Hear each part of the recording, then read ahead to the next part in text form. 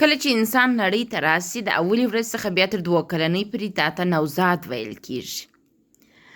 د 3 کلنۍ څخه بیا تر 12 کلنۍ پورې دا ته ماشوم ویل کیږي. د 14 کلنۍ څخه تر 19 کلنۍ پورې دا ته یو نوجوان ویل کیږي، نوی ځوان ورته ویل کیږي. د 20 کلنۍ څخه بیا تر 40 کلنۍ پورې تاسو د ځوانۍ په اوج ترینه نقطه کې یاست. د 41 کلنۍ څخه بیا تر 45 کلنۍ پورې تاسو د مشرتوب په عمر کې یاست. تاسو یو مشر کس یاست، تاسو یو مشر نارینه یا ښځه یاست. خو د 45 کلنۍ وروسته ژوند تاسو سپین سري او سپین ږیرو په سین کې داخلیږي، یعنې تاسو یو بزرګسال یاست، تاسو یو مشر یاست.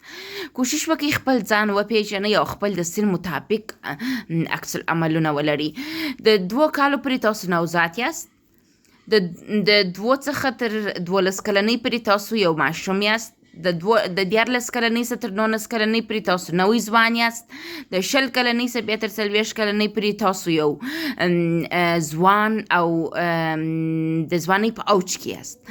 د 41 کلنۍ څخه بیا تر 45 کلنۍ پورې تاسو مشر یاست، باید پر کشرانو شفقت ولري. او د 45 کلنۍ څخه بیا د ژوند تر پای پورې تاسو یو ډیر مشر کس یاست او خپل سن و سال مطابق اعمال کوئ.